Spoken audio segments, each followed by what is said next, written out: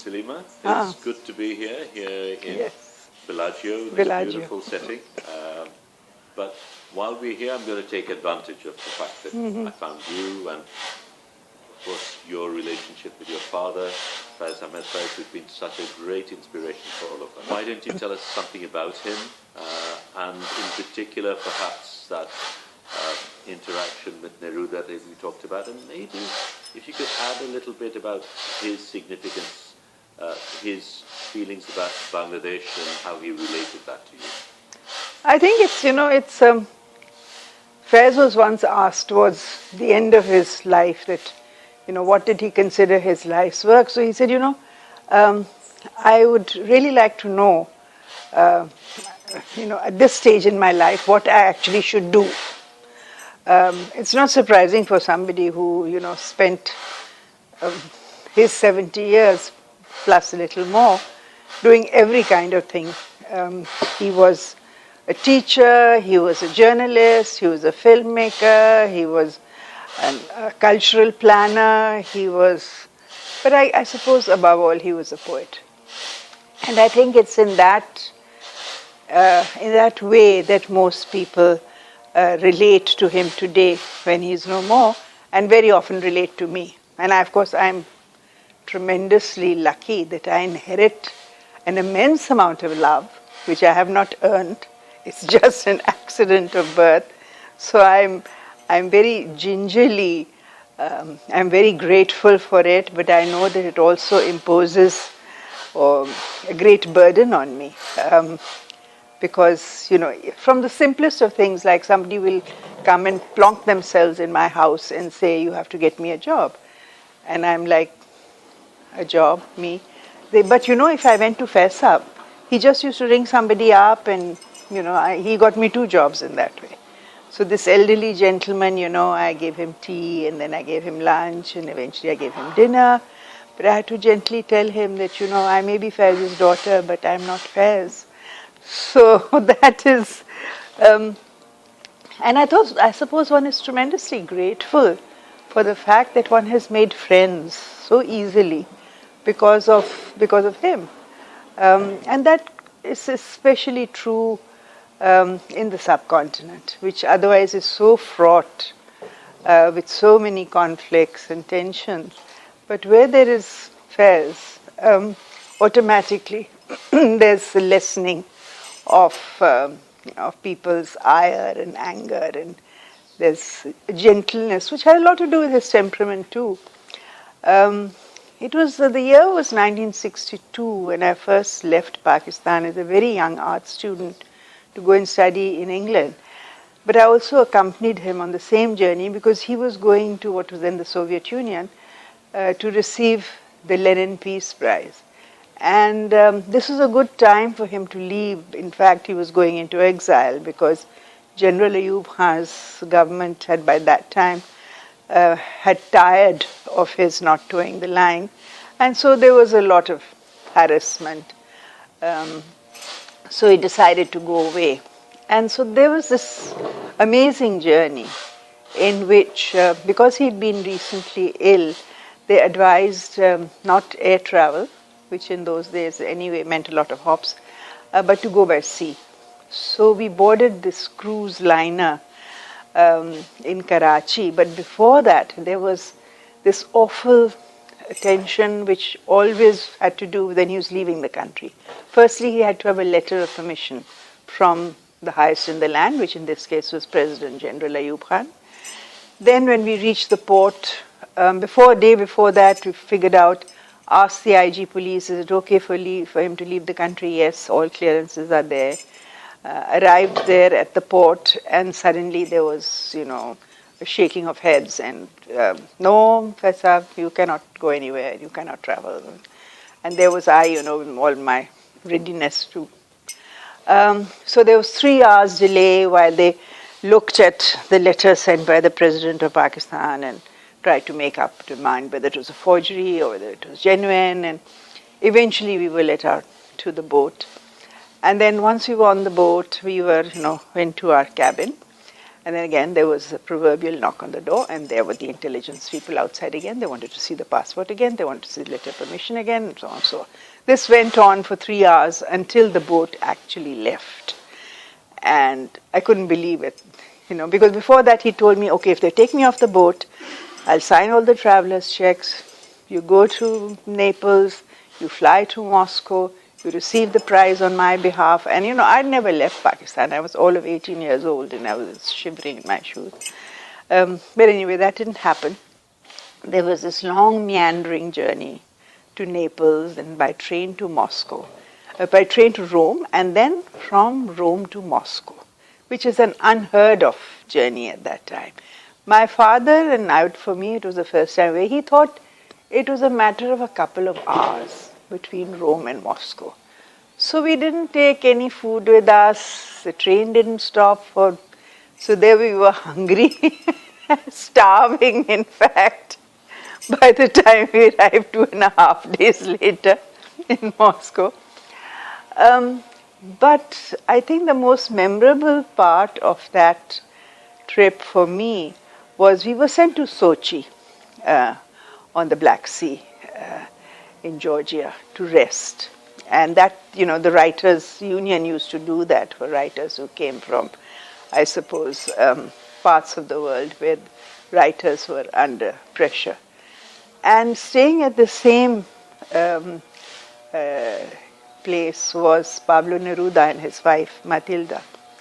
I had barely heard of Pablo Neruda at the time, but I knew that he was a great poet. So we used to meet them at the beach, and he and my father used to chat and so on. So one evening, Neruda gave a little small banquet for my father on his balcony. And, the weather in Sochi was very balmy. I remember it was a full moon, so we sat out on the balcony where this table was laid out. And they talked, and then, as the vodka flowed, they decided to recite to one another. And they had their 2 interpreters. And so Pablo was reciting in Spanish, and then his interpreter would translate into English. And my father had his interpreter, and we translated into English. But as the evening progressed and, things came to a pass where both the poets didn't need the interpreters anymore. And Neruda was reciting in Spanish and my father was reciting in Urdu. And they understood one another perfectly. And I remember that I was so enchanted as a young girl watching these 2 men and watching the poetry flow. It's remained to me, one of the abiding memories of the passion for poetry. And also I think what binds creative people together. So then it didn't matter whether I found it in artists or musicians, because I'd had this very clear demonstration of how these things can happen. I think for most of my life, actually, my father spent traveling away. And of course, the early years, he spent a lot of time in jail also. But in later years, one found something that, as a child, one understood was the power of words. Because when his poems used to come from jail, people used to wait. The same thing happened many, many years later when he was in exile in Beirut, and it was a time of Ziaul, and his poems used to come from there. People were hungering for them. I think today in a very market-driven world that we live in, especially for artists, we forget to ask ourselves, what is this for? Why do we do this? And I think, in a place when there are discussions about galleries and museums and supporting artists, things like the art market, terms like that are thrown around. I constantly want to ask, but why does the artist make this? You know, what drives him to do it? Who is he talking to when he makes his work? I think we forget to ask those questions, which bothers me a great deal. You know, because somebody said, when I say there's no market for art, I don't mean there's no audience for art. I make a very clear distinction. I think that whether it is a poet or whether it is an artist or a musician, in today's world, things have become sometimes muddied. And what is their primary role, which is to be really the voice of people, sometimes disappears somewhere. I think that's something that my father never forgot. And it was always impressed upon us, not in any overt way, but you picked it up in the way that he addressed issues. With regard to,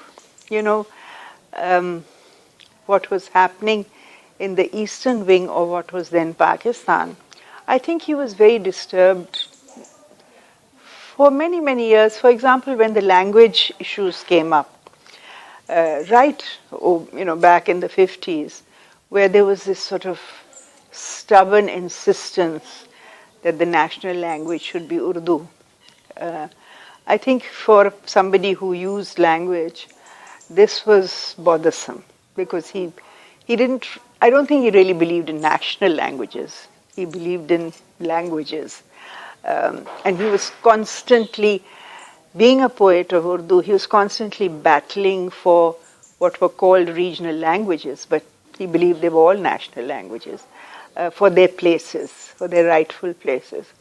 I think that was the first indication of his worries with regards to, what eventually became Bangladesh. But he was very unwilling to give up the dream of, which was for him something that simply gave voice to the urges of people, the desires of people.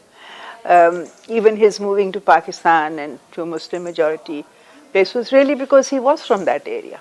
So it was not because there was great belief in the kind of jingoism that preceded the notion. So his closeness to many people who then became leaders in Bangladesh, I think came about from simply sharing the same kind of ideals. I remember because we were in London, myself and Shoaib, my husband, he was at LSE studying, and my father used to visit, and he had a great pal who was from, I think, Chittagong, who had a restaurant, the Ganges restaurant in Soho. And I think his name was Tasadduk, if I'm not mistaken. So he was a great pal of my father. And it was, open house when he used to come, and everybody used to gather down in the basement. And there were these huge discussions and arguments, because already it was this, I'm talking now, it was sort of late 60s. It was already becoming clear that there was a separatist movement and had carried great weight with many young people who were there in London studying and so on.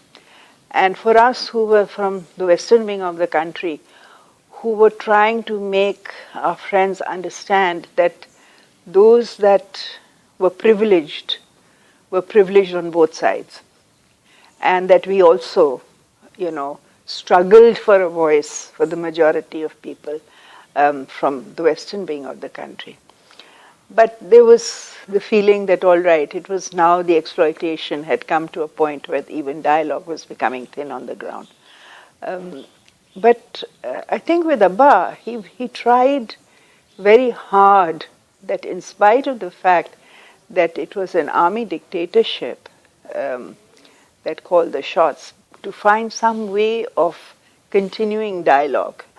And I think that if the elections had not resulted in,